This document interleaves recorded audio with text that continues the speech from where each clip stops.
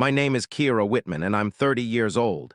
I've spent 7 years in construction, not because I lacked other options. I hold an associate's degree. I'm skilled with figures. I can chat comfortably with just about anyone. I picked this line of work because I excel at it. I make clean, honest wages. And after every shift, I can look at a finished structure and say with pride that I helped create it. My hands are rough and hardened. The heels of my boots are worn from constant use. I carry the scent of fresh lumber and honest labor, and I have never felt any embarrassment about it, until the day my mother made me question that pride. It happened during the second week of November when she phoned. I was heading home after a long 12-hour day on the job site, still wearing my bright safety vest, with the windows open because the truck's heater always runs too warm.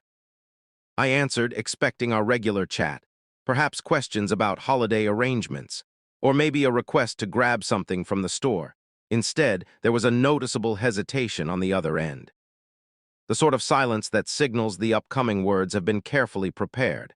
"Kira, sweetie," she began, "regarding Thanksgiving this year." I mentioned I had already decided to bring my sweet potato casserole, the dish my dad always requests seconds of. Another pause followed. "We're trying something new this time around. Your brother Theo is bringing a guest. A young woman. It's getting serious, it seems, and he wants everything to go perfectly for her." I replied that it sounded great. I truly meant it. Theo is 26. For much of his 20s, he had bounced through short relationships that fizzled out quickly and often involved messy group messages. If he had finally connected with someone genuine, I was sincerely pleased for him. "The issue is," Mom went on, her tone lowering as if sharing unavoidable bad news. "Theo called us yesterday evening.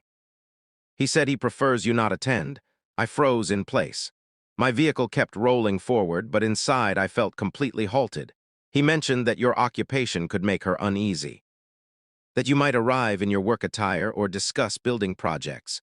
Or that if she inquired about your role, it would create an uncomfortable moment for him. He claimed your manual trade position would make him look bad in front of her." I remained silent for quite a while. I simply focused on the road ahead and kept breathing steadily. "We didn't intend to cause you any pain," Mom added, trying to soften the quiet with words that fell short of a real apology. "But this matters a lot to Theo for things to run smoothly. You get it right?" And at that point, something inside me grew very calm, not the calm of acceptance. The kind that comes after stepping away from an edge, where you're thoughtfully considering your next steps. I considered pushing back. I considered shedding tears. I considered explaining to her exactly how I felt about a parent who would relay such a request without defending her daughter, without standing up for me, without responding that, "No, Theo, this isn't acceptable." Instead, I simply said, "I understand," though my meaning was far different from what she assumed. I ended the call and remained parked in my driveway for nearly 20 minutes. Across the street, my neighbor's child was sketching colorful shapes with chalk on the pavement. A bright yellow sun, a crooked little house. A group of stick figure people joined hand in hand. I watched until the heavy feeling in my chest eased enough for me to head indoors. That evening, I reached out to no one. I didn't message my closest friend Leanne or share the story with my coworker Dominic, who I knew would have immediately headed over to confront Theo. I simply sat with the emotions. I allowed myself to fully experience the pain, the sharp, personal sting of being viewed as something that could damage the occasion. That the career you had built through effort and skill was now something your own relatives felt needed concealing. What they had no idea about, what none of my family members knew at that point, was that 3 weeks prior I had secured the biggest agreement of my professional life.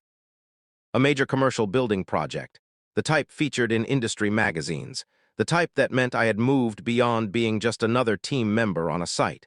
I was now the site supervisor. The person others reported to. I hadn't shared the news yet because I wanted to wait until the paperwork was completely finalized.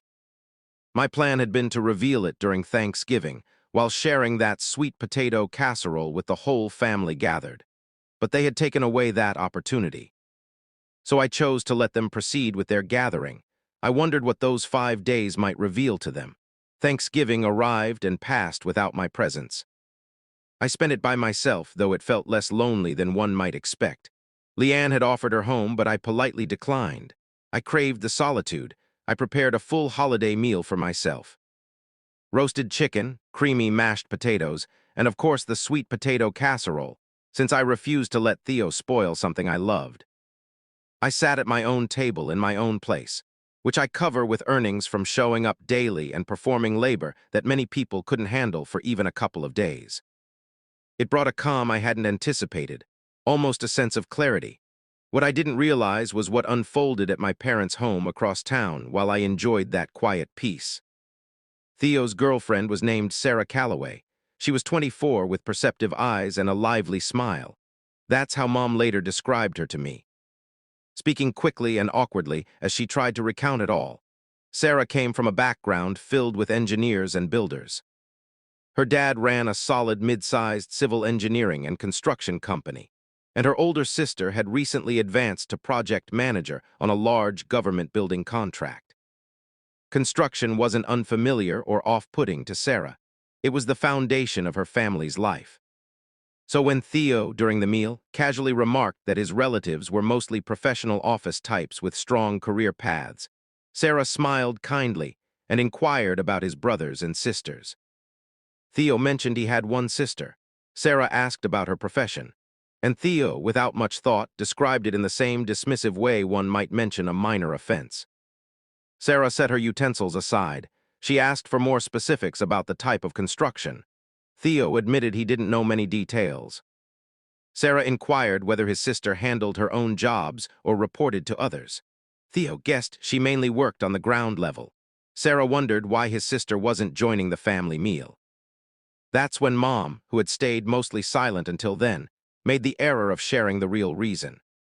That Theo had specifically requested I not be invited because he worried my work would create discomfort. The atmosphere at the table shifted noticeably. Sarah studied Theo carefully for a few seconds, not exactly in rage, but with a cooler, more thoughtful expression that suggested she was reassessing her entire view of him. She spoke softly and directly, saying she found that quite surprising. That within her own family, those who physically constructed things held the highest regard around any table. That her own father had begun by laying concrete foundations at age 19 and now led a company with 340 employees. She added that she would have really enjoyed meeting his sister. Theo attempted to smooth things over. He chuckled lightly and explained he had only wanted to avoid any potential awkwardness due to their different backgrounds. Sarah replied that she didn't see their backgrounds as so separate as he imagined, and that she preferred to decide for herself. The meal continued without major disruption. But the mood in the room had shifted in a way that lingered. 5 days afterward, on a Sunday morning, I answered a knock at my door. There stood my mother, my father, and Theo on the doorstep.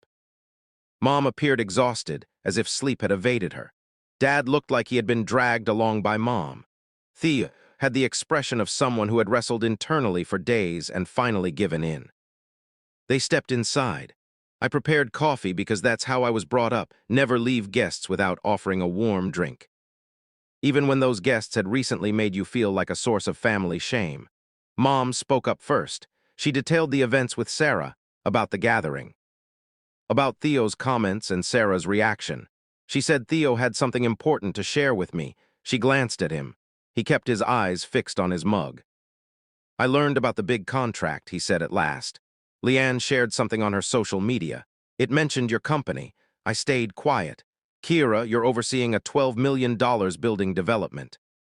14, I corrected. It increased after we adjusted the project details.